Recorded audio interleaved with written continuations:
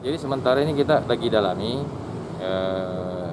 peran daripada anggota yang melakukan penembakan ketika menyelamatkan salah satu anggota yang terkurung ketika melakukan penyidikan masalah pengeroyokan.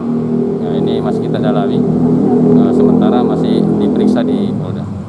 Jadi ketika anggota masuk melakukan penyidikan, terus mau mencari identitas korban dan alamat identitas daripada pelaku dan alamatnya, tiba-tiba bertemu dengan sekelompok pemuda, kemudian menanyakan